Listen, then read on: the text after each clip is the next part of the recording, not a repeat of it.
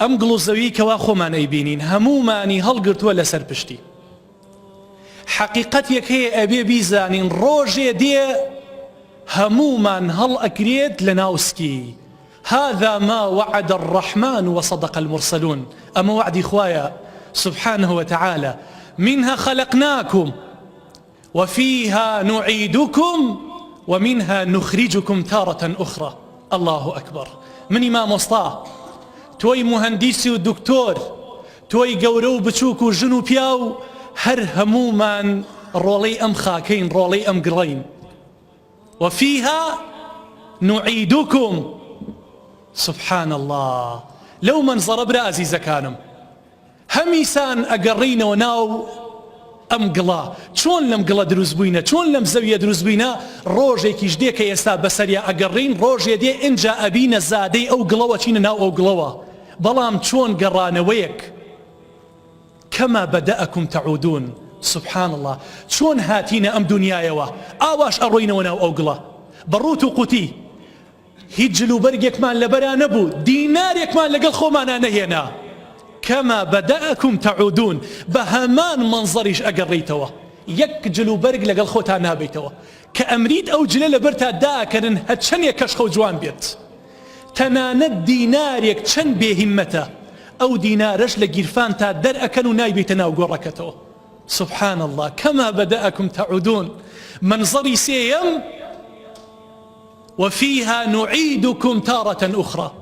جاري كي ترش خواي پروردگار ألو قلو درمان أكات يا الله. أو روجيك خواي پروردگار أفرمي واتقوا يوما ترجعون فيه إلى الله. لو روجه بترسن كأقرين وبولا إخوة كإنسان كان زنو أكرين ولا قبله.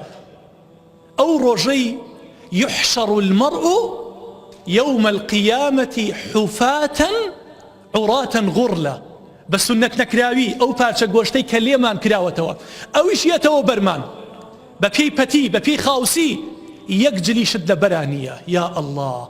أو روجيك أخوال وصفيا أفرميه لا تجزي نفس عن نفس شيئا كسب كلكي كسنايت. أو روجيك أخوال وصفيا أفرميه يوم يفر المرء من أخيه. الله أكبر. برا لبرا راكت كسب كلكي كسنايت وأمه وأبيه لدايقيان راكيت لباويان راكي وصاحبته وبنيه لجنو مال من لكد راكي لكل امرئ منهم يومئذ شأن يغني. هموي سر قالب أخويو هموي سر قردان بوا شاوريتي إخوة حق حساب بكات. أو روجيا لا يجزي والد عن ولده ولا مولود هو جاز عن والده. رولكت بكالكد نايت باوك بكالكي منالكي نايت دايك كنو مانقو نوروش أو منالي ببيسيسكي هالقرتوا لقيامتها لمنالكي راكت. أو روجيا يوم تبيض وجوه وتسود وجوه كبرز بيت ولا قبر درأتي لقبر سيركي كومالي الرنجي رش كومالي دموشاوي سفي. أو روجيا كخواي پروردگار لوصفي أفرميت وخشعت الأصوات للرحمن. همو خلق بيدن بو همو خلق خاشع سركس فلا تسمع إلا همسة تنها تشبه تشبه أقر قود ليبيت همو خلق شاوريتي خوا قضاوتيان كت. أو روجي كوا أو خوري لهاوينا أقر شيني نبي سيبري نبي تروكين را لقيامتها يكميل لسري خلقا دكاني خواي پروردگار نزيك أبيته. مقداد أفرميت كراوي حديثك أفرمي والله ما أدري ما يعني الميل. أفرمي من نازان ما بس في غمري خواه صلى الله عليه وسلم لم ميل تشيبو أما سافة الأرض أويك أخو ما بيلي ميلك أرسك شوار صدق الزكاة أم الميل الذي يكتحل به العين. يا أو بارشا دارية كوا أفرد إكاتا ناو كلدانا وشاي بي الريجيت نازان ما بستي چيا ما بستي هر كامي كان بيه واويلا بو خوما. ألو روجيا يكميل خور نزيك أبيته ولا سرت. علماني فلقى فرمون أو أندازي خواي پروردگار كبو خور دايناوه لهاوينا لزستانا أقل لهاوينا يك سامتين بيت أخواره ويك سامتين لاحترق الناس جميعا.